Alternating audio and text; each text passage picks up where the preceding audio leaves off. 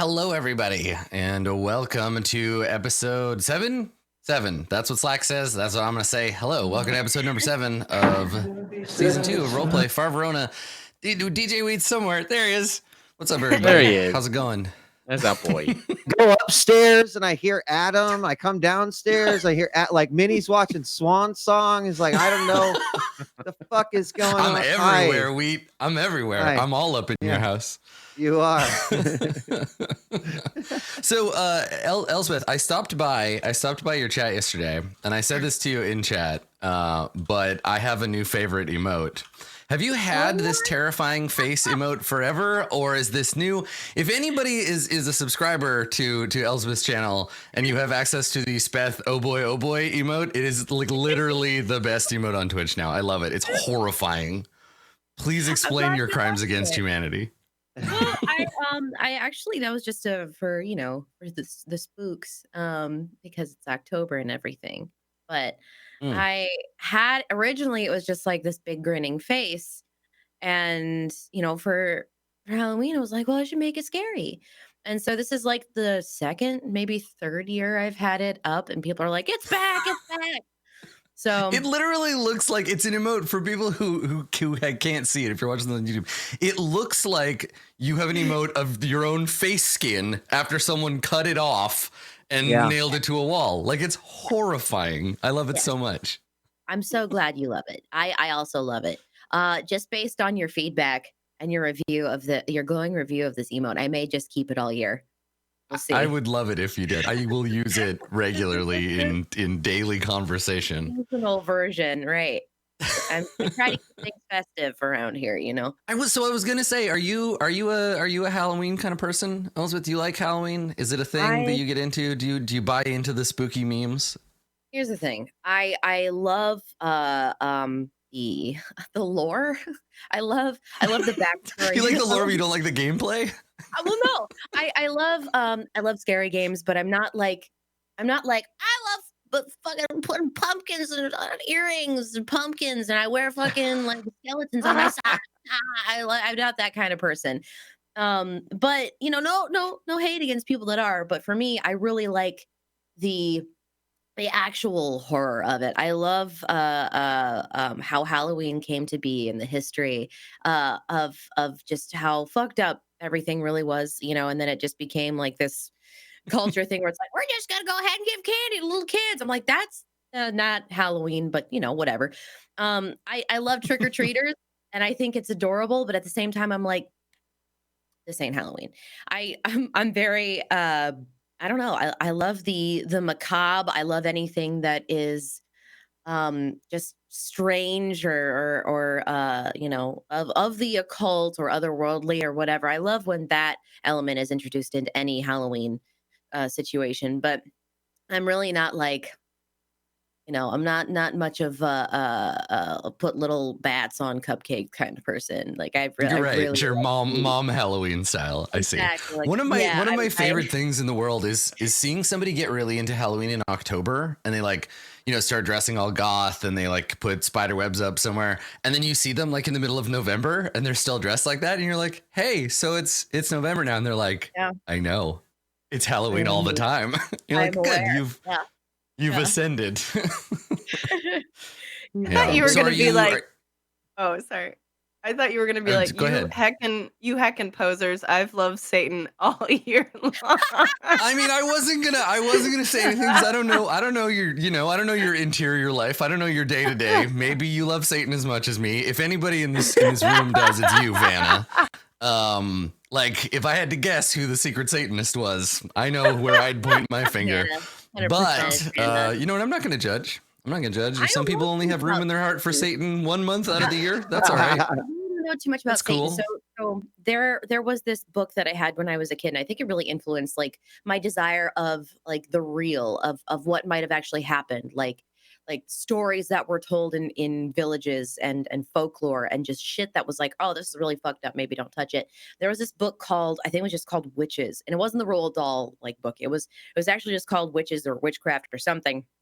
I think my mom was like a Wiccan or some shit because she had this stuff like all around the house.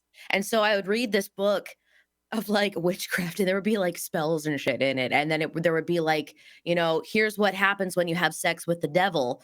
And I swear to God, it sounds like way worse than it actually is, but it was just like a lot of like historical facts about witches and like this artwork about witches. I know this sounds fucked up, guys. I know they're like, well, don't introduce it's not what you're saying. It's the way you just said that this book that described having sex with the devil is inaccurate, and I started to wonder, how do you know that? Well, the book describes.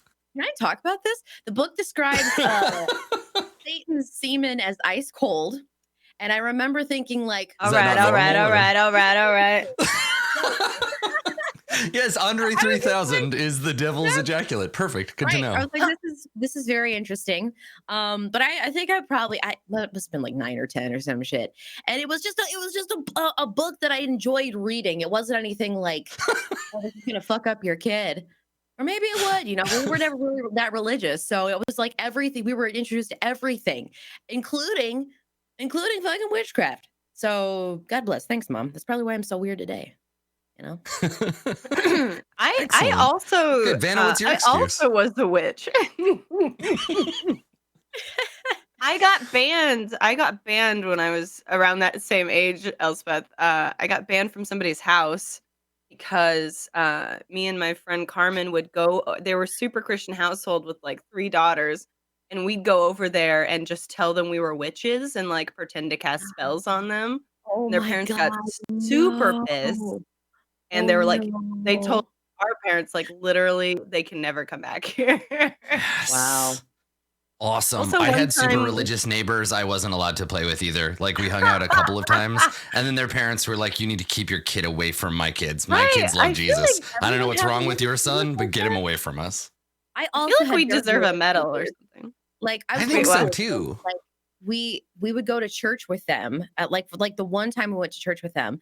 It was supposed to be like a fun night, and I didn't know anything. Like, I was like maybe 6 or 7, and the pastor was like, has anyone sinned? And I stood the fuck up. I was like, yes, I've sinned. Absolutely, I have. I'm proud to do this or whatever, because I was like, it's probably a big deal, so I'm gonna stand up. And he comes over and no one else fucking stood up. I'm like, interesting. So he comes over and he goes, well, you have a black heart.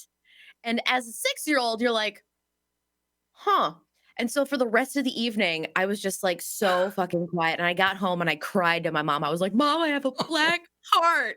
And she calls about it. She was like, never take my children to that church again, ever. And they were just like, yeah, sorry, we're sorry that happened. We didn't know. I'm like, I don't fucking know what sinning is. I had no idea. I was just like, thinking it was cool. But now, fair, you probably had you sense. weren't wrong. You probably had sense, yeah. You weren't wrong. It is cool. It is cool. Also, that pastor's a nerd. Oh, means he wasn't wrong, but he's still a nerd. Yeah. Oh God. Anyway, see, this is the thing. Like, I feel like this is something that I legitimately enjoy about October and the scary time season, is that everybody just gets to be a little evil for a while. Like, we can all just kind of be like, you know what? Forget that guy. This month, I get to wear black and listen to scary music and frighten children, and everyone acts like it's normal. But if I fucking do it in July, it's a big problem. So I'm just going to enjoy the camouflage, the social camouflage that I get this month. I'm allowed to blend in for 30 days. Yeah. Mark, I saw a video on Twitter, I believe, and I wanted to commend you on what's a pretty passable Gandalf impression.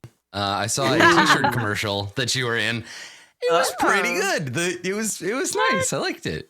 You're in a t-shirt? You're very welcome, madam.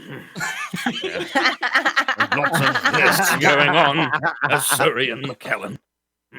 I like that it's like, it sounds to me kind of like a British, it's like a stodgy British accent, but then there's this weird vibrato in it, which is like how he actually sounds. But it's nice that you picked that up. Like, it sounds like he's speaking while he's being shaken by one of those old-timey weight loss machines. Yeah.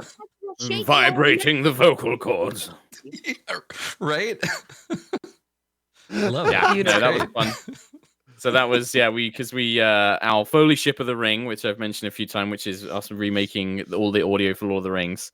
It we've been doing it for about a year now, or just around about a year, and almost all of the other kind of streams that are part of the Yogscast, they get like little pieces of merch and t-shirts and stuff like that, and they wouldn't let us have one because they didn't think we'd sell any for so long, and we just pestered them and pestered them. We were like, come on, we want to do one shirt, just let's do one shirt. And eventually they gave in, and then we went ham on promoting it and like made like a video and like posted like loads of social for it, and trying to get as many people to buy it as possible. So Right, to so prove far a working point out. that prove a point that you can indeed sell this stupid t-shirt.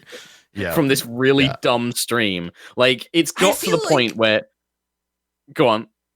I was just saying, I feel like that's the kind of thing you want, though, right? Like, if you can make it make sense, even if you only sell, like, whatever, 20 of them, those 20 people are going to one day, someone's going to run into somebody else, they're going to see that shirt and be like, it's that thing that I like. Yeah.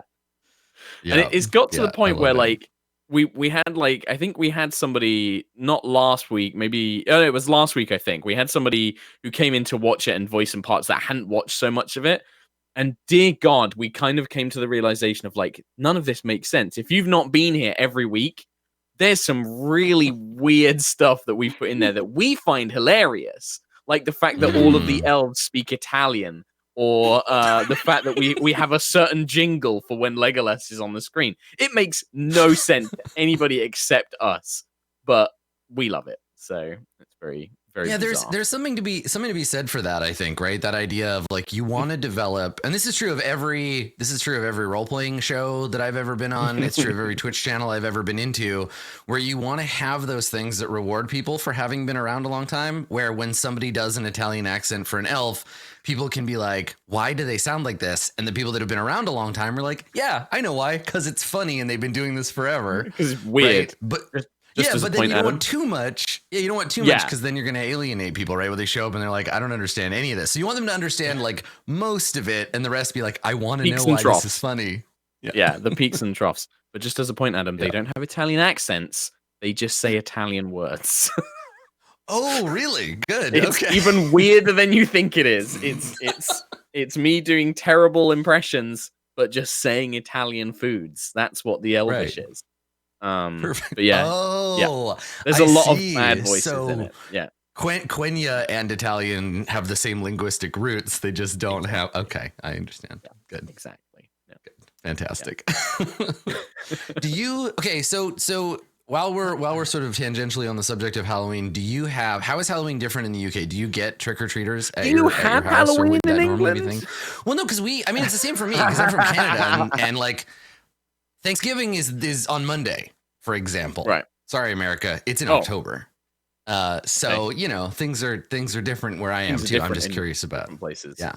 Yeah, we do have Halloween. We have Halloween. It's not, I would say it's nowhere near as big as it is in the US.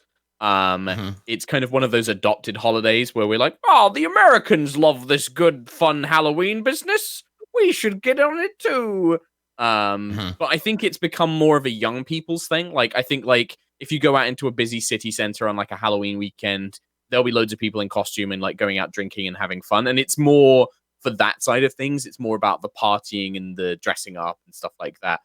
The spooky times, there's less of that. Like, we don't have haunted houses or like any big sort of like spooky festivals. Occasionally, like you get like horror movie festivals where they'll do like, big horror movie showings and stuff like that. But yeah, trick-or-treaters, you do occasionally get it. Tends to be younger kids or teenagers who are just looking to be assholes. But that's pretty much it. Yeah, like they'll literally, I remember just like, as I've gotten older, like you get teenagers who show up in like a mask and they're basically like, they're expecting you to give them money because they're older. And you're like, no. So what you're describing isn't Halloween, Mark. You got mugged is what happened. Well, they don't even mug you because they just do this. And then you say no, and then they leave. So it's not even a robbery. It's just a desperate attempt at British begging. Robbery. Yeah. You there, This give me sounds your like money. the No, lamest. Right. Sorry. This is like the lamest purge I've ever heard of. Yeah, very lame purge. But no, I think like, it tends to be like a young adults thing. Like we always do a Halloween party. Like we get everyone to dress up and spookify the house, and we do a Halloween party and things like that. You may remember my wonderful Bowsette from last year, Adam Coble. I do. So the whole internet remembers. as you should, as well you should. So yeah, it tends to be more about that stuff. That's cool. That's cool. It's nice. It's nice to be able to have the holiday in general, but have your own personal way of celebrating it, right? Having a party or like for me, I just looked up how much a goat costs for no reason at all. Unrelatedly, Marcus, is Minnie going trick-or-treating or is he too old for Halloween now? No, is he just done with it? I think there's like a renewed this interest. nebulous time. Yeah, there's like a renewed interest though, because right, San Francisco Halloween's really weird. Like you have to travel to the one normal neighborhood in San Francisco if you actually want to trick or treat. But then it is like, okay, has everyone here seen E.T.? Yes. No. Okay, I don't know. Vana said no, and also Elspeth said no, and now I'm fucking questioning all things that are life. And then okay, in a while, I've not seen it in a long time, Marcus. Okay, great. Well, you know what? There's like a Halloween scene, right? And it is the most bullshit scene because there are like hundreds of fucking trick-or-treaters out in it, and it's like no neighborhood is actually like that. But that's what this one like little hidden neighborhood in San Francisco was like, because it's the only place that people in San Francisco can go. Anyway, right. By the way, required viewing E.T. It's fucking amazing, man. It'll make you cry. I don't like that alien. What? I don't like to look at him. I don't want to. I don't want to spend time with him at all. You know what? Humans say the same shit about synths. Alien sky. I didn't say I wanted to decommission E.T. I didn't say I wanted to murder E.T. This is all sorts of fucked up. You literally... I really like how fast Marcus went from you should watch E.T., it's good, to if you don't watch E.T., you're a racist, I guess. A synth racist, obviously. Right. I'm sorry, I don't want to like watch a movie about a sentient, wrinkly ass chode. That's my bad. Yeah, but that's the be like you fall in love with this wrinkly ass chode, and then you're like, you know what? It's fine. What are these? It's fine. Like what? We have a new feature that we can use to resolve this, right? Like we could just do a poll in chat. Yes. JP, can you make a poll in chat that has two options? Does ET look like a scrotum? Yes or no? He does. Just that's all you have to do. Just put it up in chat. Let chat do the thing. Come on, man. I thought you were gonna make me and DJ roll for it. Oh, JP doesn't have access. What a pleb. Oh, man. All right. So to answer your question, I think that he's down. Like we've already, we've already talked about, I think we're going to like get some beers and then some candy and just sit outside and hand out and do, adult and kid trick-or-treating. So we'll see how it goes. Yeah. Nice. Yeah. Nice. But that's cool. Yeah. I guess it's a pretty big change from because you're in the fucking heartland of America now, where they invented wholesome activities like trick or treating. It's like, and it's cold. Yeah. So like we had frost on the ground this morning. It was quite great. But I'm all do you about have it. anybody? Do you have anybody doing like the anti-Halloween thing? Are you gonna have like church groups protesting witchcraft and stuff? Is that or is that like people further into the suburbs than you? It's I was just talking about this the other day. Yeah. And I don't remember who, but I was like, when we moved to California, we realized, like we celebrate holidays like Nebraskans, right? Because there's not a whole lot, right? There's plenty to do, but like we have to kind of make periods of time more special than they actually are. So we almost over celebrate holidays, right? Like October is all Halloween, November is all Thanksgiving, and December is all Christmas, right? Yeah. To the extreme. So it's actually I've never seen that. Instead, like people are creating haunted houses in their fucking garages, and like a few houses over, they've got like a little haunted forest that they make that people go through and shit. It's serious business here in Nebraska. So yeah, I think that's a Midwest thing. It is. It's 100% a Midwest thing. My old It neighborhood is, did right? that too, where they had the haunted forest, and every year Yeah. as a kid, I'm like, oh my god! I mean, shit, I'd still go back if I could, Yeah, just I'm in. wear a giant sheet and be like, I'm here for Halloween, trick or Uh, treat. But yeah, love the haunted forest shindig. That's got to be every small town in the Midwest does yeah, something like that. There's so many yeah. fucking forests, right? That's exactly right. That's exactly right. There's one behind my house. So yeah, we're getting ready. I'm gonna be Colonel Sanders. No one's gonna get it, but that's okay. I'll Are you probably gonna be anime visual novel Colonel Sanders, I or was just gonna like regular say. Colonel I Sanders? was gonna say. 100%, man. Yeah, Senpai Sen. 100%. Yeah, that was like the easiest costume I've ever. Well, and that's an interesting thing. Like, speaking to the stuff that Mark was saying about how holidays are really different depending on where you are. In Japan, Colonel Sanders and KFC are Christmas food. So like people don't really eat Kentucky Fried Chicken most of the year, and then it's Christmas, and they're like, oh yeah, the Colonel. Like he's he's Santa Claus, or like the Coca-Cola polar bear or whatever, where he like just comes out during Christmas and then goes away in the new year. Like it's super weird. I love that stuff. Weird. That is. Yeah. That is So weird, but if you dress up as Colonel Sanders, you might run into some Japanese people who are like, but Christmas isn't for 2 months. What do you do? That's definitely I going to look happen, forward to Marcus. that. You think? You Yeah. think? I look forward to that. If it happens, I mean, I don't know. Maybe there's a lot of all will be the Japanese first to know. expats living in Nebraska. You think? I don't know. There's a few. On Catholic. We've got a really interesting, like, refugee population that has allowed us to be a nice little melting pot. I mean, like, that's why we have, so many great restaurants here in Nebraska, is because Lincoln and Omaha kind of became a refugee city over many, many years. So, yeah, pretty great. That kind of stuff is always so cool. I love learning about the history of the places that I live, because you're like, why is it like this? And then you find out, you're like, oh, cool. That's interesting. Yeah. I don't know. I like that kind of stuff. I think it's really cool. Not that I live anywhere interesting. Vancouver's been around for about 10 minutes. So, other than that, everything's just fine and dandy. Yeah, I'm like I'm a little depressed. I just like, a few people understand this, but like, so I really need a 6-link bow in Path of Exile, and I fucking have already put 1,200 orbs of fusing on this fucking bow, and it won't 6-link, and I'm like actually pretty upset about it and angry, but fuck, man. Mental Health Day was like, what, 3 days ago? Calm your body with your depressed hyperboles, djWheat. My God.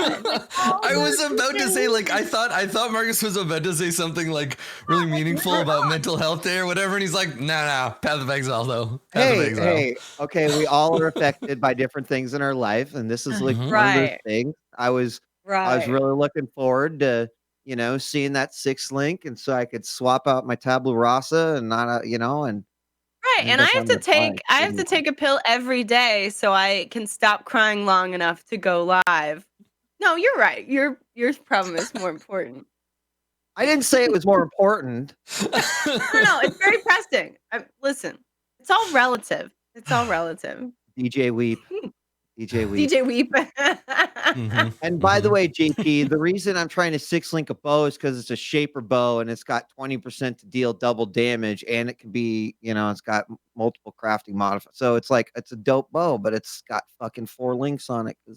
I was about to say, the real person who's suffering here is JP, because we're having a conversation about Path of Exile, and he's not allowed like, damn to it, I be a gotta part of it. type in chat and be a part of this. Okay. Is this what it's like to be chat? I just keep shouting at them, and they act like they can't hear me. Sit down, JP, or you're gonna get the band hammer. JP's back. So, he's no reposting. JP, no reposting. Wow. The tables have turned. Yeah. That, and I mentioned it. Minnie is really, he's like really fucking into Swan Song. I'm like kind of impressed. Like, did we like made a decent show, I think, because right? Like, Yeah, I mean, I wow. think you're right. I wish you I've didn't even say it been in such a listening and surprising like way. laughing. But I'm like, oh, we were kind of funny too. Wow, like, whoa, shit. it's the guilty pleasure of being a broadcaster who has been making content long enough is going back to something you did 5 years ago and watching it and then laughing at your own jokes and being like, I'm funny. Oh, Yep. I've done it. If I watch content from lots of 5 times. years ago, all I do is cringe. I don't think I've ever had that response. Same. Honestly, Same. I feel like that's a better place to be than going back and being like, I used to be funny 5 years ago, and now you're just like, I feel like what am I doing in my life now? I'm just Have I just passed peaked early my and- prime? Oh. Yes. The answer is yes. Wow. Okay. That's for everyone, not just for Adam. You're That was asking yourself, personally am I for past me. my Mhm. prime? Then the answer is probably yes. Mm. Yeah, it happens. That's fine. Well, on that positive note, let's make some content, shall we? I'm excited. So, yeah, I did prep for this yesterday, so I'm super caught up. But in case you're not, I believe we have a recap. Previously, JP, you got a recap on for Far us? Verona. Leaving the Crux searching for them at the marina, our beleaguered synthetics hop a water taxi and make their escape. They have a moment to rest, and Christine chooses to use it to panic. Surprise, surprise. Arriving in Sector 3, they find the nightlife of Tanya's in full effect. A live band plays somewhere out of sight, and they make their way to the spaceport. Thanks to Autumn, they arrive in comfort and style. Her noble countenance and quick thinking scores them a limo ride to the port, an ancient acre installation, all concrete and hard-edged lines. Eridanis troops patrol the port, and Yasna goes into tactical assessment mode, asking Haley to obtain a map for her from a nearby terminal. Holograms are everywhere, as Haley is almost caught by a well-meaning Eridanis noble. She attempts to steal his gun and, in triumph, gets a helping hand from a friendly Deathless waiting for transit updates. Add one reticulum pistol to your inventory, Haley. Use it in good health. At the docking bay, we see the glorious vessel that is the Protectia Neck and meet her captain, engineer, and a strange entity everyone seems to be mostly interested in yelling at. The group boards and Autumn is separated from her companions, the captain having prepared for a noble passenger. We learn a bit about Autumn's missing sister, and everyone straps in for a flight away from Yakia and into the uncertain void of space. The uncertain void of space is my favorite part of space, where you have no idea what's going on and everybody's in danger. So I think that this episode begins like quietly, right? We would have the usual kind of title sequence, and then instead of jumping right into something big and loud, we get darkness first, and it slowly fades in the kind of background of stars. We're deep enough into space, far enough away from the sun of this system that we can't see it anymore. It's just another star in the background. There's no planets around. We just see the star field. And this is going to be obscure, but if I could just play it for you without being copywritten, I would. The acoustic, the like Spanish acoustic guitar version of Hotel California from the soundtrack to The Big Lebowski would slowly fade in. So if you're listening to it, if you're watching this at home, just go find that and listen to it while I'm describing this. So it would very slowly fade in on the scene. And then the low rumble of a starship engine, because this is sci-fi and we need to have sound in space. It's not, fucking 2001. So we hear the rumble of the engine as the Protecti Neck slowly comes into view. Now it's still a big, blocky, ugly vessel, but out here in space, freed from the constraints of gravity, it has a certain strange grace. It moves slowly through space across into our view, and we can see in the cockpit up front, we see movement in the light of the cockpit. And we crossfade to the cockpit, and even though we're out in space and there's no like day-night cycle, everything about the way this is shot would imply that it's like nighttime on the ship. There's music playing. There's the same music playing, and we learn that it's coming from a speaker on the console. And we can see that the lights are dimmed, and the captain is hitting a couple of buttons, flipping a few switches, and kind of humming along to the music to himself. So we see Captain Zabolski, and he runs one last quick check.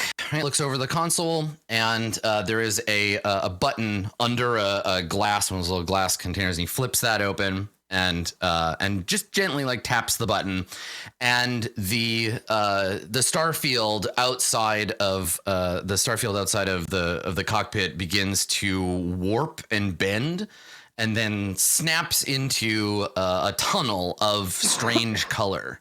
Now, while to us, since I don't actually think that we've seen, certainly not in this season, we haven't seen a ship in drive space before, and for folks who may not have been here for the first season, or for Swan Song for that matter, drive space is the place that a ship goes when it needs to travel from one place to another very quickly. As I've explained to House Pixis 17 trillion times, drive space and the way that planets connect is non-relational. So while you're going from one planet to another, you're not actually traveling that distance. You're dipping into essentially an alternate reality and then dipping back out somewhere else. And so while the systems in the grid might be close to each other, they could very well be the opposite ends of the universe, but they're connected through drive space, this connection. So the ship dips out of real space into the drive stream, and we see this beautiful kind of glowing rainbow of color coming past the cockpit. That job being done, we see a timer appear in the UI of the ship's control console, and it displays a number of days, hours, minutes, and seconds. And we see in that glow, we see the captain kind of scrunch up his nose and shake his head like he's disappointed or annoyed. And he stands up.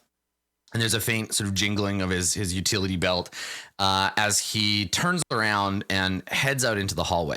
So we follow the captain. We kind of like steady cam behind him as he walks down the corridor. And again, that idea that the ship is in night mode is prevalent. Right? The lights are dimmed. He is clearly moving so as not to make a bunch of noise. He's stopped humming to himself, and we see him come out into the hall, take a turn, and walk over to one of the doors. It's just set into the dull kind of gray steel bulkhead. And on it, it's got a little panel that says guest cabin. And you can see him, he looks at his chronometer, kind of makes a face like he's trying to make a decision. And then takes a deep breath, adjusts his flight suit, right? Gives himself kind of a once over, and then gently taps on the door. Autumn, what are you doing when the captain knocks on the door to your cabin? Are you already asleep? Are you still awake? Show us the inside of the cabin. So I think that given the events of the previous what's been going on, given the fact that she was wounded, I think that the cabin is mostly the same, except there's maybe like a small table's been pulled out. Some medical supplies have kind of been arranged, like fresh bandages and things like that, to kind of replace the bandaging on the kind of laser scorch mark that she took. But she is passed out in the bed from tiredness and from stress and from everything else. This was not somebody who was fresh and feeling ready to go. This was somebody who is exhausted and socially and okay. And so you were drained. like in the middle of something and then just got too tired and just like laid down. Just like put the tools down. I'm just gonna and put my down. head down for a second. So you're still like basically fully dressed. I guess you'd have your jacket off so that you can like tend to your wound. And because it's cinematic, every wound that doesn't like instantly kill you is to the shoulder area. Like it's the most common place anyone ever gets shot in the history of time. So you got this like burn, and you're in the middle of like fixing it, and you lay down. So do you wake up with a start, or do you wake up kind of slowly? Like you hear this like tap tap tap on the door. I think that she would likely jump up, like jump awake, or like startle awake, panicked. Not quite sure where do you like grab a gun, or because I guess what I want to see is like how does that, like when Autumn's guard is down, how far does that go, and like what, like, because this is a great opportunity to see what her mental state is like when she's alone. Two very clear things happen. The first one is she kind of like jerks awake, grabs her glasses, like her kind of like spectacles that she has, like not that she needs them to see, but it's like a force of habit. Like she grabs them to put them on, and then literally scurries to her back against the wall and like probably pulls something up just to kind of, you know, cover herself or protect herself, even though that she's just got her jacket off. Like she probably doesn't take an aggressive action. It's much more of a panic kind of like hide or protect and herself.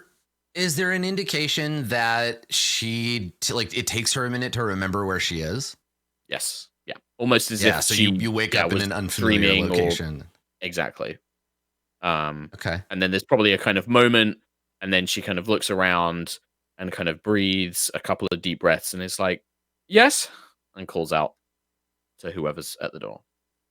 Okay, so there's a pause, and it's coming through the ship itself is humming slightly, right? It's like vibrating. I don't think you know enough about ships to know what that sound means or anything, but there's a faint kind of like subsonic hum, and you're talking through a bulkhead, right? So on the other side, the voice comes back sort of muted and distant, and says, you awake, milady? Yes, it's the captain. Yep. Yes, come in, captain, and just sort of like pulls her jacket back on, winces. So she pulls it back on. We cut as you're like, come in, you get up, you start like pulling your jacket on. We cut back to outside, and we see the captain do that thing where he just like fixes his hair and he like breathes into his hand, and then presses the button, and the door opens like halfway and gets stuck. So it just goes like skunk and stops, and he's just like makes a face and kind of leans over to the open one and like starts to squeeze through the door. And halfway through squeezing through the door, it opens all the way, and he kind of like stumbles forward, and he like brushes himself off, and he comes in, and he says, I wanted to talk to you about the trip. I didn't. And he looks around and he sees the medical kit, and maybe you knocked something onto the floor when you woke up. Like it kind of looks like a little. And are there like bloody bandages on your bed, or? I think like there's maybe like nothing too bad. Like actually, it was a pretty bad wound that she took. So actually, probably like bloody bandages, maybe like half of like a painkiller stem or something like that she just managed to kind of like give herself before really fully passing out. I'm just trying to ignore Vana in the chat. I know, I'm just trying to ignore Vana in the chat. Just ignore her. So you, so he makes a look at he looks around the room, and then he says,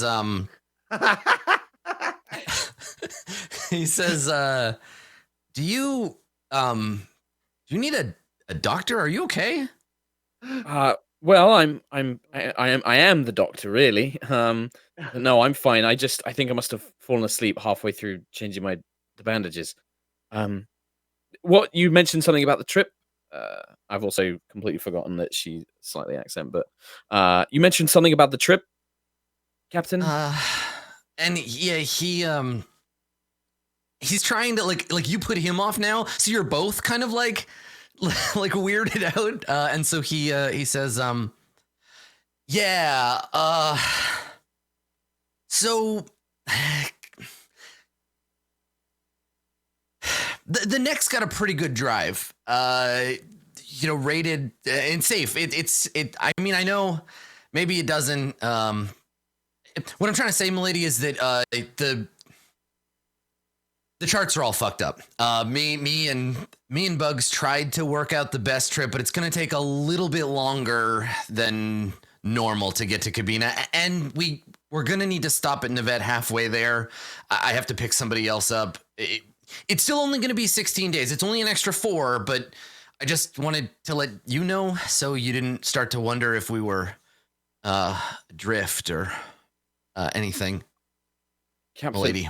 I wouldn't have had an idea if you hadn't told me. I didn't even know how long the trip was supposed to take, so it's fine. It's really fine. Have you told the others? Did the others know about the delay yet? No. I figured you were the one in charge, milady, No. and that you'd want to tell your servants.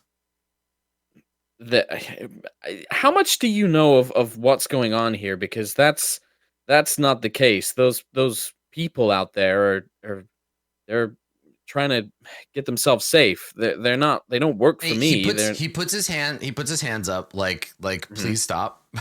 Okay. He's like, I only know what I'm paid to know, and I know that the whole missionary thing's just a front, milady. But Right. the less I know about my passengers, the better. Leanne's really the one that she organizes all of this. So, right, I see. I'm sorry. I assumed that you were involved, but you're right. The less you know, the better. Suffice to say that consider them their own passengers. They don't work for me. They're not part of my house. So, but I'm happy to tell them if you prefer. I can always speak with them, but for the future, you should definitely go and speak with them yourself. he leans on, and I'm gonna make a roll for him to see if this is awkward or not awkward. I want to see how he handles his self here. Let me see. I'm gonna give him. I don't know how many dice do you think I should give him for this? How charming do you think this guy is? Maybe like one die in charm, maybe 0. I mean, if you're asking me, I don't know. Yeah. But if you're looking at chat, I mean, I guess like Chad just wants him to have $1 billion and then just seduce you. They just want this to be the show. I'm gonna give him. Well, I'm gonna give him 1. He can. It doesn't matter what he rolls. There's no seduction gonna go. He might be very charming, but he's definitely not Autumn's type. So let's put it that way. Okay. But yeah. Well, so I'm gonna just roll and see if he just goofs it up or whether this is just see if he smooth. goofs. So, okay, all right. It's a threat. So all he manages to do is stress himself out.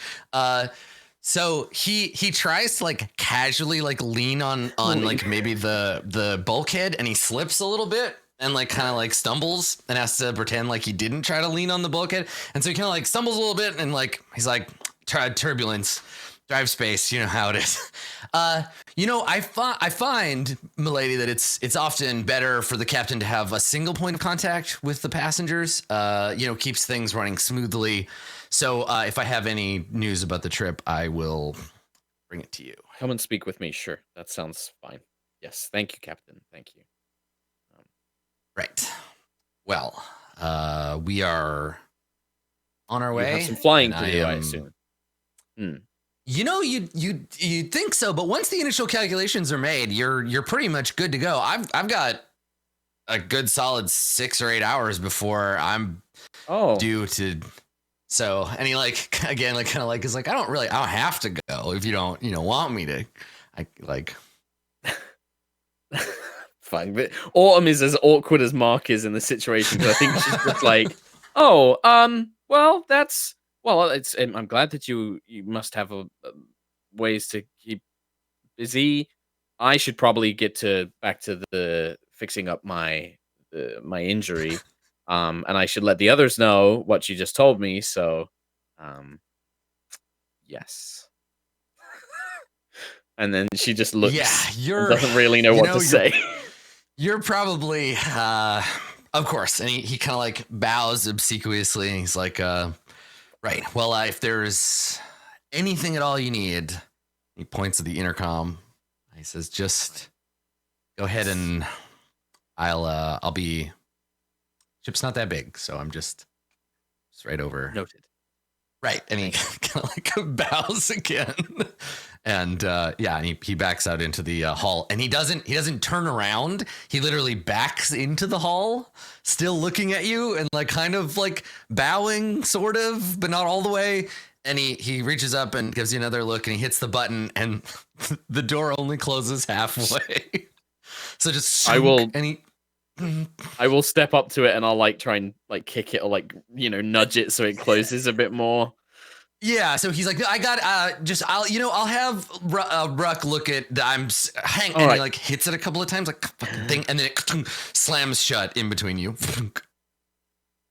I just nod. You can hear him. You're still standing near the door, right? Because you got up to help. You can hear, despite the doorway between you, you can hear him on the other side go, "Damn damn it, and like walk away. Okay. Yep. So you're going to be in Drive Space a while. It's going to be 8 days between here and Navette, where you are going to pick up another passenger, and then from Navette go to Cabina. Now, someone has arranged for this trip. Cabina, there is something there. There's a place where you can go and safely kind of figure out what's happening. Your sister was meant to be with you. You were supposed to meet her on Ukiah and you did not. So I imagine that's probably stressing you out a fair bit. But I think rather than go like moment to moment, we have some time, right? So if anybody has a scene they would like to do with either another PC or an NPC or both or whatever, you have time, right? There's days in which that is possible. So if anybody has any of those, let me know. Let's do it. Let's do those things, because this is kind of an opportunity to see little vignettes while you're on the ship. Mm-hmm. Anybody have one they want to do? I want to play with my gun. Please don't fire a gun inside a spaceship. Please don't fire a gun inside a spaceship. I just love the idea that we cut to Haley and she's wearing like a little cowgirl hat and a fringed vest, and she's just like doing lines from some shitty Western she was in. Well, there's not room in this town for the both of us, mister. So you're gonna have to pew pew pew get out of town. Oh my god, I love it. Terrifying. Yep. Y'all. Yep. She might be consulting with Yasna about it, since Yasna actually has experience with firearms. And well, why don't we combine those scenes, right? Like, so Haley, where is Haley when she's like playing with the gun? I actually do really like the idea that you're kind of like doing lines from like a little cowgirl, you know. I like what I'm picturing is like this juxtaposition where it's like either Haley goes to Yasna for help, or Yasna, knowing Haley now has a gun, is like, okay, if this person is going to now have a firearm, maybe we should learn some basic firearm safety. And Haley is just my assumption here's what is I know about guns. My assumption is that Haley is playing with the gun somewhere, like in the cargo hold, and Yasna walks in on her like, you talking to me? You talking to me? And so where I guess like the cargo hold is probably the only place where there wouldn't already be people there. So I guess maybe that's the thing. Yasna, you come into the cargo hold and you see Haley with this gun. What do you do? So a gun is a tool, Marion. No better, no worse than any other tool. An axe, a shovel, or anything. His gun is as good or as bad as the little girl using that. Remember that. Pew pew. Amazing. Do you even have a range skill? Do you even have the skills to? That was a little bit too fourth wall breaking, but you know what Jasna means. Have you ever even shot the gun? I haven't shot a real gun before, but I've shot like guns that look real and they sound real, and I've pointed them at things, and things happened afterward. So I think Yasna actually like holds out her hand and just kind of gives the like, you know. So as an aside, if you've seen Westworld, right? If you've seen that, the people in Westworld, they give them real guns because you can shoot the robots and then they'll just fix them, right? It's more realistic that way. So probably if you were in like an all synth production of something, Haley, you probably have shot people before. Though it was staged, the gun was probably real, right? Because it's not a big deal, or it wouldn't have been when you were making movies. Weird. Yeah. Maybe a mixed bag then, because I imagine she had human co-stars or whatever. So Yeah, right. Yeah, you would so never know if you're probably a shooting them for mix. real or for Yeah. fakes. For a Yeah. moment. Just a moment. You want me to give? Okay, here. So, like, I think Yasna like grabs it, just kind of disarms it. It Oh, just is you like, broke it. I did not break it. We do You not just shoot the got gun that. in the ship. I will show you, but I do not want it to be discharged on the ship. Wasn't gonna discharge it. Fine. So whatever, take out. Is this a projectile weapon? Is it a laser type? What kind of a? It's an energy weapon. It's a laser pistol. But Okay, so it's unlike any laser pistol you've ever seen before. It is a work of art, and it's not a work of art in the sense of like it's a very, very well made pistol, though that is also true. Everything about it is like clearly like hand done. This was not mass produced.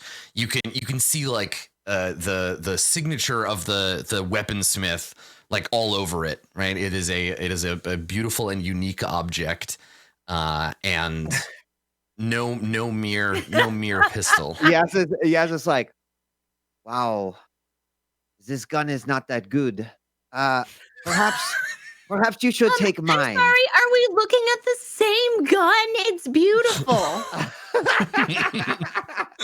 I'm just Taking kidding. Anyway. firearms from children. She's not a child.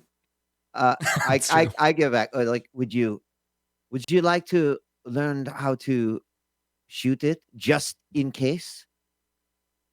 Yeah, I mean that would probably be practical. Yeah. Huh. Okay, show me. How do you hold the gun? And I give it back to her. The gun makes you intimidating already. You do not need to scrunch your face no, you don't. The gun, it will make people run away by itself. You do not just no mean face when you with the gun. You know I No. look like I'm 9, right? I've really got to pack in the intimidation. It's like People will probably think this is a toy. here, maybe like I grab, I don't know, there's like a bucket in the cargo bay. It's like we will not shoot at it, but it is our target. And put it, about 20 feet away and walk back over to you. And I say, okay, point like you are going to shoot the gun. Okay. All right. So when you point the gun, Haley, the gun responds to like seemingly to your intent. So as you point it and as you kind of focus on like I'm gonna shoot this gun, the barrel, like the construction of the gun shifts. The barrel gets slightly longer. It displays like a heads up, so you can see like a hologram of like targeting. It scans the area and gives you like a target assessment of everything in the room. Wow, it's like the Prius yeah. of laser guns. Love it. Yeah, and so the gun actually like shifts in your hand, and there is you can feel like an energy in it, like it's like ready for you to fire.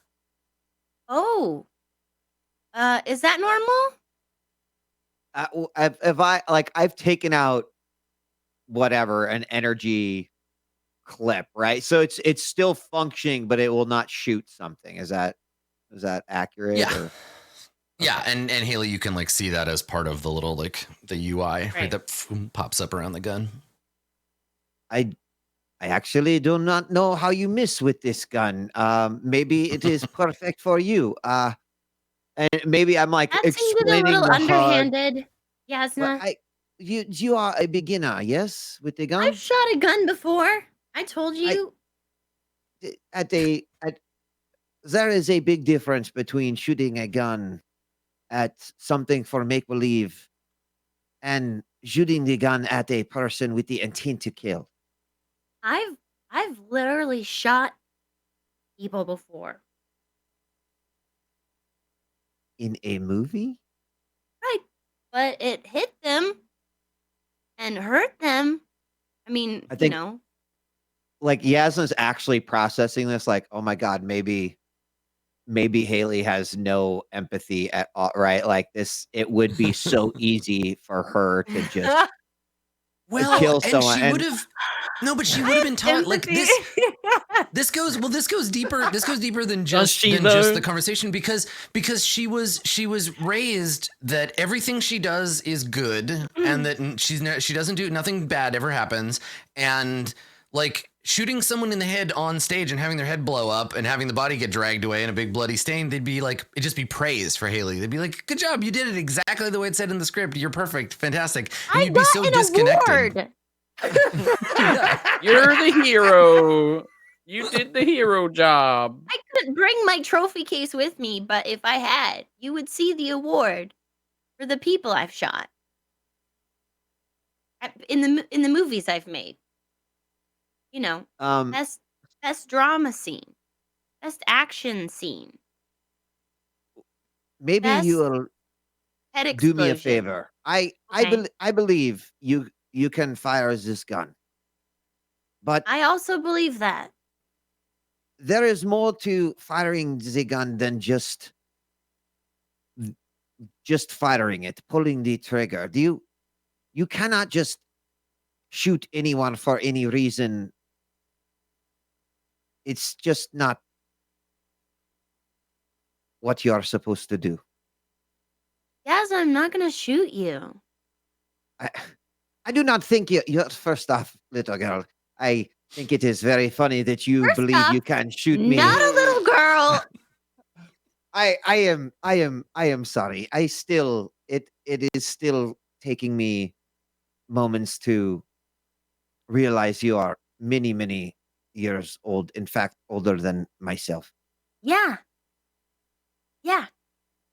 I did almost for a second there expect both of you to draw your guns and dive backwards over them and start shooting. This is like fucking about, white doves. yeah, this about- was just I a shoved the moment energy away from a cartridge John back in. Woo, a John Woo shootout. I guess try to bring it back to be like as much as in my past violence has been the answer to everything, I am starting to realize that sometimes it is the worst solution, and I just do not want you to think that this gun can solve all of our problems. You are so smart, you are so intelligent. You should use your brains before you use this gun. Okay, but I should know how to use the gun the best in case I need to. This gun basically shoots for you. So what you need to learn is intent. Oh. When it is okay to shoot a gun and when it is not okay to shoot a gun. Okay, so like those people that were being mean to the janitor at the park. Could shoot all of them. You could shoot all of them, but what are the consequences of this? The consequences that they're not bothering the janitor anymore. Maybe that is a benefit, but what about we are trying to get to this spaceport and suddenly there is a whole army that is trying to kill us? Or perhaps he is the son of a noble and suddenly we have an entire house that is coming to kill us. Sometimes the smallest ripple can affect what our final goal is.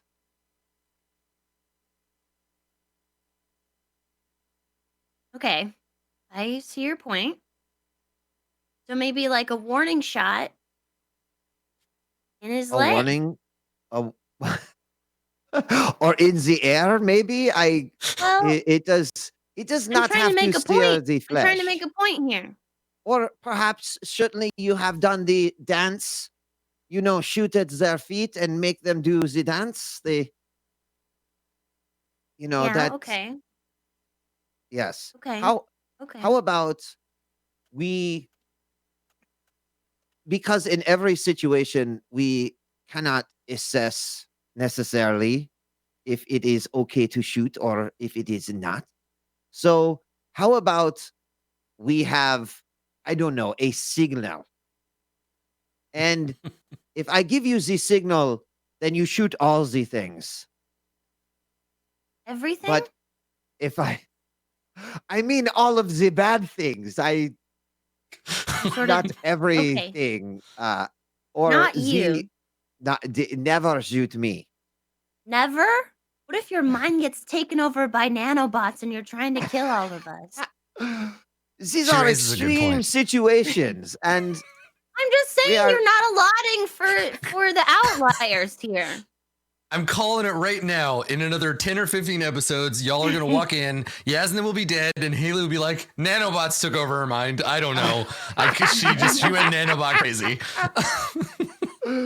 She had nanobot madness. We still have so much to discuss as far as when you can and cannot fire. So how about this? We will use the international sign for it is okay to shoot the gun, which is the double finger gun. Double. Like this? Okay. That means it's okay to shoot or to fire your gun. Okay. So the Can I do signal... it to make sure you know it's okay to shoot everything? If you feel I am not making the right decisions and I need to check myself, then you can double finger gun me. Damn it, Haley! Why do you? Filth. She's 180, everybody. She's 180. Filth. You know what I mean. And if it is not okay, then I will just do this. You will clearly know that you are not to be firing the gun at all. Okay. What if you're constrained? Restrained? I don't know. What if I am? What should I do? Is there like an I Should I version just of yell, double finger gun or something? Yeah, that'd probably work. Can Or this you be could the do point it- where can this be the point where Autumn comes to tell them about the change in plans from the captain? Like walks Yeah, into I mean, the like they're when's the practicing all sign? the versions of the symbol I'm that like, they could, or the sign they could do. You could just do it with your eyes like Terrifying. this. These seasons aren't necessarily in chronological order. They're just little vignettes. Okay. So yeah, I mean, if you have something you want to add, you want to walk in, you certainly can. Well, I wanted to let them know about like what the captain told Autumn. So the fact that like there's going to be a delay and we've got to stop. What was the name of the place we're going to, by the way? Was it Nezek? So you're stopping halfway. You're stopping at Navette. You're picking up a passenger, and then you're going to Cabina.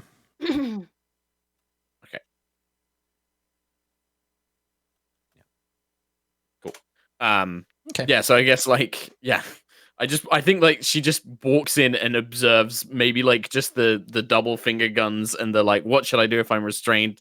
And just waits for a moment and is a bit nervous to sort of interrupt the conversation. No, you have to show me you can do it with your eyes. Just try it, Yasna. What if your arms are tied? Your mouth is taped. Do the eye thing. Okay, the eye thing. Yasna! Yeah. Do it. Show me you know it. Okay, good. The I'll double know. eye. Yes. I'll know. Yes, Adam. Sorry to interrupt what you're doing. The Haley captain turns and points the gun at Adam or at Autumn. What are you doing? Did you not listen to everything that we just talked about? It's not loaded. It's just for there is a fun. genuine like just jump of like this child turning around and pointing the gun at Autumn, and I think like she genuinely is like genuinely looks terrified. I'm just kidding, Autumn. It's not loaded. Sorry, guns are terrifying. I understand. As a flesh vessel, it's probably a bit more meaningful to you. Yeah, as a flesh vessel. Not sure I'm a fan of the term, but sure. I just thought I should let you know that the captain came and spoke with me, and apparently they've had to change plans. They're stopping halfway at Navette to pick up a passenger or something, and then we're going to Kamina. I told him he should have just come and spoken to you, but I think that he's just fixated on the noble thing. So Who is this passenger they are picking up? Someone from the Friends don't- of Akia? I Or don't know. I was kind of hoping that maybe we could all go and speak to the Yukia? captain and find out. Just somebody in Navette, I think. I don't was know this too like much about planned? it. Was that a planned? We All you only know really this knew- because there was the change of plans. Yeah, all you really knew was that you were going to come to the dock, get on this ship, and the ship was going to take you somewhere safe, right? Where you'd be hidden from crooks for at least long enough for you to kind of get your feet under you and figure out what the next thing you want to do is. There was nothing, I mean, you don't have any other information besides that, but ostensibly, if you can trust the people that run the ship, you can trust the person they're picking up. But yeah, the thing that delayed you is the fact that, and this is a problem for pretty much every spacefaring ship that isn't like directly tied to the Imperial infrastructure, it's taking a long time to get anywhere because the former House Vela, their maps are slowly becoming out of date. And so everybody is having to do more and more calculation, more and more ships are getting lost. And so this is just a case of like, yeah, I know the trip should have only taken 12 days, but it's going to take longer because we had to adapt, basically. Whether this person was part of the original plan or not, you don't know. Yeah. I So do think we should find out from the captain. This passenger makes me just a little bit nervous. Yeah, me too. Just seem a bit of a, I don't know too much about Navette, but I know that it had some problems in the past as a planet. There was some, I remember reading reports of terrorists or something going on the planet, things like that. But that was before it all got changed its name and things like that. But Navette had a bad case of player characters. But yeah, I agree. I think we should find out who it is and what's going on. But I thought I should tell you all. And I did tell the captain he should come and speak with you independently. So, Well, he good luck didn't. with your. Yeah, I think that. Like I said, I've told him not to do that in the future. So, good luck with your little target practice, I guess. Little And gun game. Your little Have y'all gun seen- shooty time. Have y'all seen Artem, have Johnny you anywhere? ever fired a gun before? I haven't seen Johnny, and I mean, here. there was a really basic firearms thing at the academy, but I pretty much never took another class, so no, really, maybe once, just a little target thing, but I prefer That's to. a good question. Fix. Did the Hippocratic Oath survive the journey from Earth? Like, do you think that that's still something that the like academies teach doctors, like don't hurt people? Because I I feel can't like imagine it's that sort the of nobility would. No, I was gonna say it's sort of incompatible. Maybe it's like don't hurt anybody if they're a noble, but like if a serf gets in your face, you can blow their head off, right? Like I feel like it's Yeah. The Hippocratic Oath is not, it butts up against that. Yeah. For It's, sure. I think that even with Autumn, it's a case of like she would defend herself, like she'd use weapons to defend Yeah. herself. But if she can choose to not kill people, she will always try to not do that. She will always try and take a more peaceful resolution if she can. But yeah, I that think makes sense. I just say that sort of thing, and then I say, and yeah, I was gonna go and I assume Johnny would be with you guys, but I haven't seen. Johnny is Maybe teaching he's with Hadil how to Christine. use the washboard.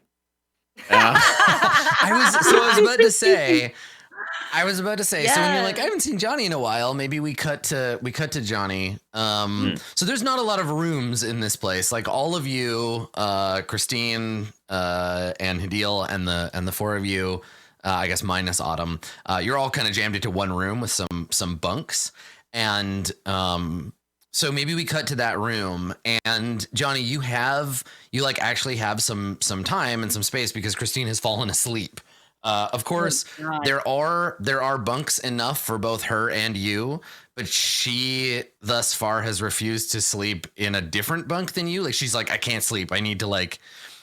She just needs to like curl up next to you to be able to fall asleep. She fell asleep, and then you were able to be like, okay, I'm gonna get up and like.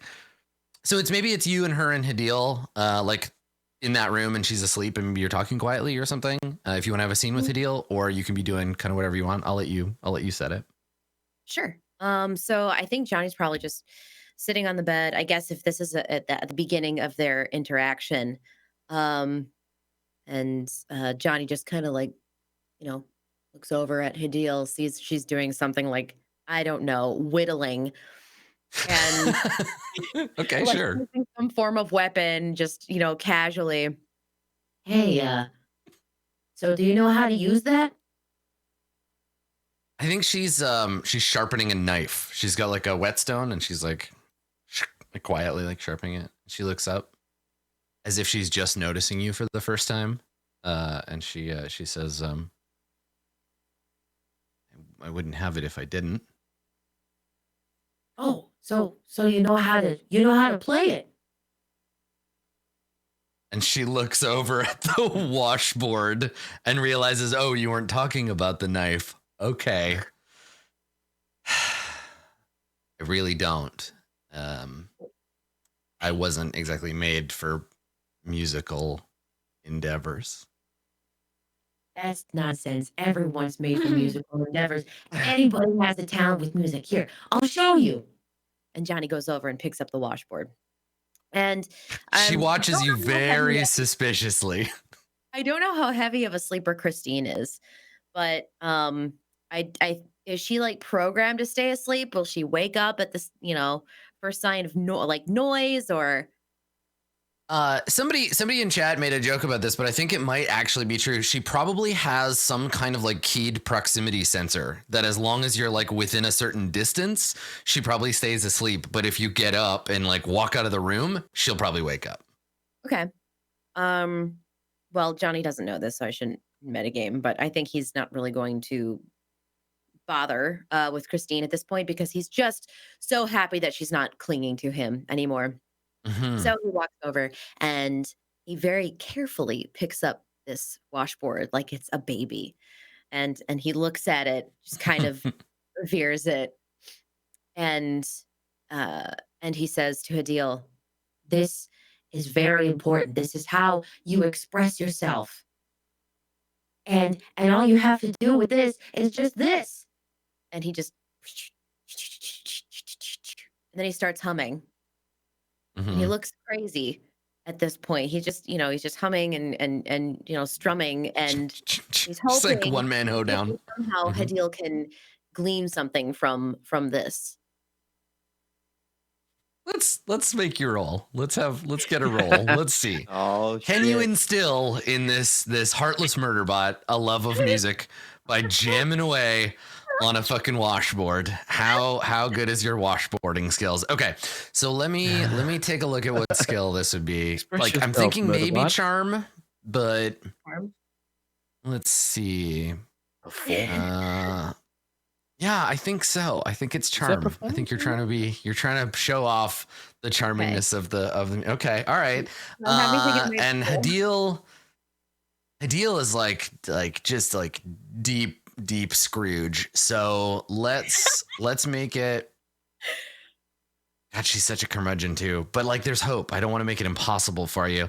Let's say one. No, you know what? Two purple and a red for the difficulty. We're just gonna make it difficult. All right. 2 purple and a red. And then roll charm. Roll charm. Unless you want to spend a stick. Oh my god. No. 3 failures. Bang your head against the fucking washboard. Like except like a trumpet, so you're like blowing your That's not how you use it. I'm trying to play this washboard, but it just sounds so like grating and awful, like a fucking like drill at the dentist, like. Yeah, no, you didn't. Music, see? Yeah, you didn't get like a despair or whatever. You didn't like really blow it, so you don't wake Christine up because that I think would be the worst thing that could happen. And yeah, and she watches you do this, right? As you like jam away on it, and she waits until you stop. She doesn't interrupt you. She just waits till you stop. And then she says, "Oh, are you done?" Johnny gulps and says, I sure am. Let me just go ahead and put this back where it was. And, again, he gently sets it down. Like lean all the way across and set it next to her leg.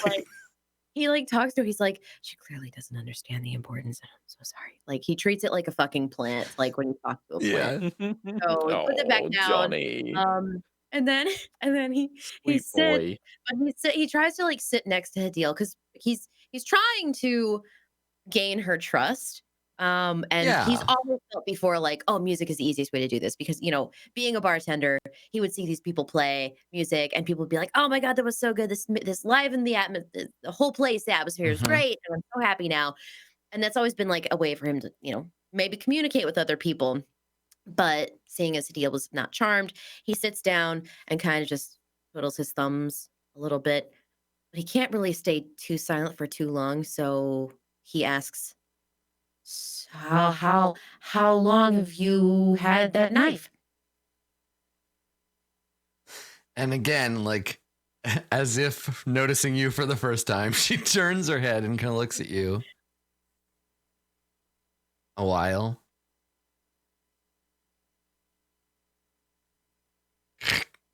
Continues sharpening it.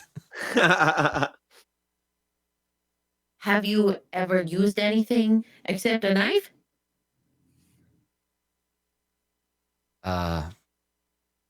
She nods. I'm proficient in just about every form of firearms, some demolitions equipment, explosives. I'm particularly fond of mines.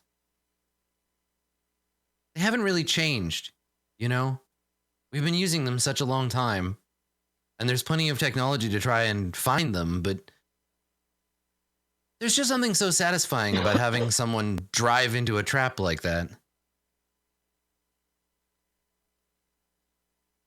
Yeah. Yeah. I've seen it happen. She looks at you and everything about her facial expression says, bullshit. I once watched this gigantic truck full of bees drive over something that looked, totally not suspicious, and boom, all the bees just everywhere, just bees. She nods slowly and she says, well, you can't get military grade equipment. Improvised explosive devices can be just as useful. Harder to hide. More crude. Sounds like whoever set that trap for this bee truck did a good job. And you get the impression that this imaginary terrorist that I think you just made up that blew up a bee truck gets more respect from Hadil than you, even though you're a person sitting right next to her. So now she kind of makes a face like, yeah, good.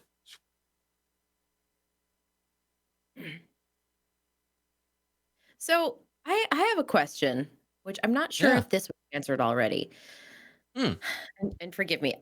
Is Hadil a synth, like a synth, and does she look like a synth? You have just asked the core question of the entire universe, the campaign's fundamental underlying question. You can't tell. I mean, you assume because she's on the run and she's with you and she's like, but there's no way to know unless she dies and you cut her up and find a barcode on her spinal column and stuff. Like the synths are programmed and meant and built to be indistinguishable from people. I see. So you don't know. So is there any way?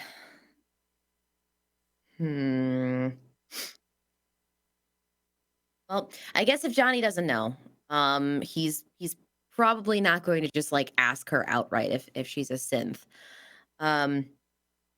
But uh he pulls out his guitar and he just starts strumming it, and he doesn't talk to Hadil.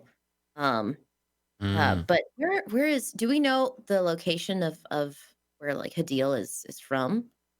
Like, do We we don't know know really that anything much about her. Hadil? No. We don't know anything about Hadil. She's super So, mysterious. right. So casually while he's strumming, he kind of takes on like, okay, she doesn't really want to make eye contact with me too much. So he just starts to like cool it up, you know. So he starts strumming his guitar. So Do you want to roll to see how cool you are? Should we roll? Yes, please. Boy. so where are you from? And he asks Okay, well, her, I'll turn over the difficulty to the group. Vanna, Marcus, what do you think? How difficult is it going to be for Johnny to be cool in this situation? What do you Johnny's think? always cool. Two purples is the averagely difficult amount of difficulty. I feel like Johnny would have experience with this. Like part of the bartending experience is. I mean, that's what the role was going to be. Yeah. But looking at just the situation, right? It's this like she's sharpening a knife, Johnny's playing the guitar, trying to create an atmosphere. What do you think? I don't think it would be that hard for Johnny. Yeah. Yeah. All right. Okay. We'll just kind go of with the dork, average but he difficulty has, then. like he has hung with, you know, some, you know, he was a Rough bartender. fellas. I feel like he Right. Yeah, I'm gonna, I mean, putting- yeah. Yeah, putting people at ease is part of your jam, right? So Right. okay. Mhm. Yeah. So two purple in the pool and roll that cool. Let's see how it goes. Rolling a cool. 2 purple in the Be pool. cool. Be cool, Johnny. Do you want to cool. use a story point, Elspeth? No, I think I'm fine on the story Okay. point. I'll You don't need it. You got this. Ooh, look at You that. sure don't. Really is. So 3 successes and an advantage. So if you follow up your being cool with another roll, you get a blue die for it. Awesome. So she stops, and maybe you play for a little while and you don't notice the point at which she stopped sharpening the knife. She's still holding it and she's still holding the whetstone, but that rhythmic like scraping has stopped, and she hasn't turned her attention to you or anything. But it's this very subtle, like she's paying attention to you, even if she's not doing it directly, right? So she stopped and she's just like listening to you play. Okay. He's asking her as he strums. So where are you from? And she turns her head and she looks at you and she says, a factory on Gats, I think. Kind of hard to go back and find out. Oh shit. Okay,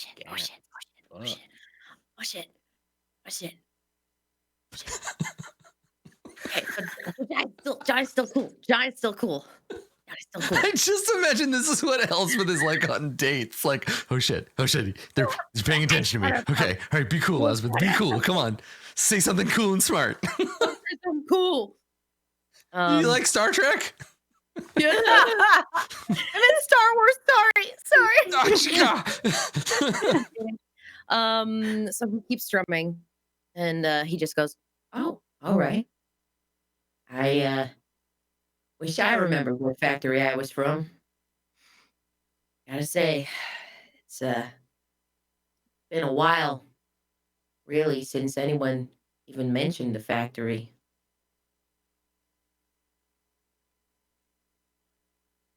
I don't usually like thinking about it. I don't like being distracted.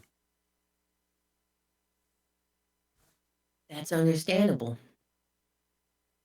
You know, it's funny. I just saw another me not too long ago. You never get used to it.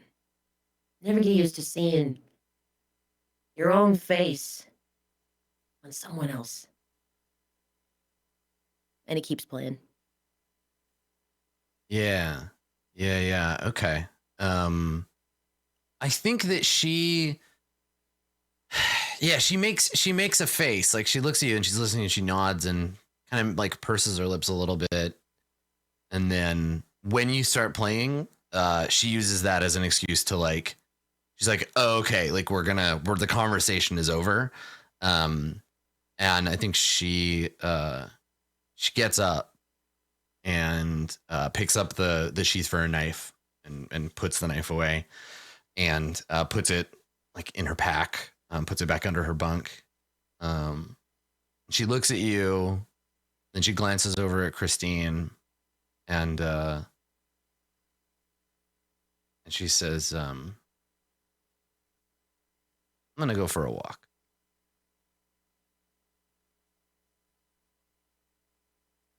He's still playing, you know, he's still trying to like do the cool thing. And he just says, well, let me know if you find anything worth talking about.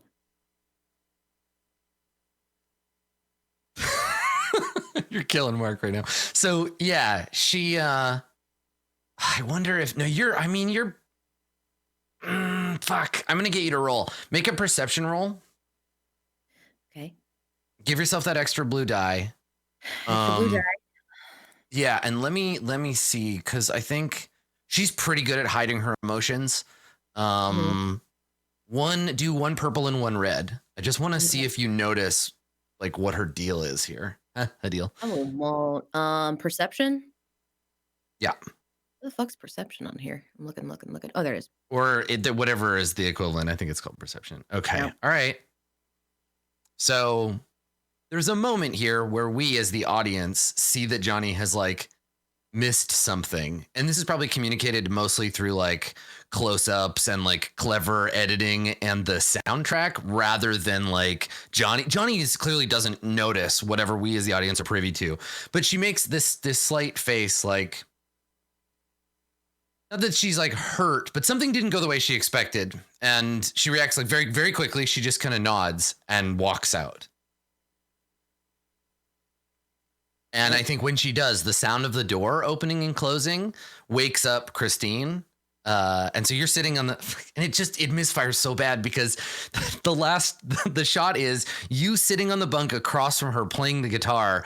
And when she wakes up and looks over at you, she's all sleepy and she smiles and gives you a face like, oh, you're playing the guitar for me. That's so sweet. I love you so much. Like she just assumes that this is a thing. And so she kind of smiles and just like lays there looking at you, all heart eyes.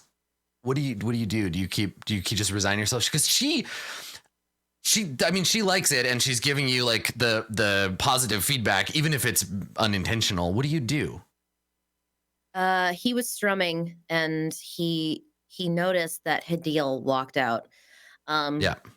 And he didn't react. He didn't react to that because, you know, he got the feeling of her just not wanting to communicate at all. He didn't see anything. Obviously, he didn't see anything like, oh, she showed emotion, but he was just like, well, failed that one, failed that interaction. And he sees Christine, you know, and he looks up at her and he gives her the most reassuring, like heartwarming smile, like everything's gonna be okay. I've got you.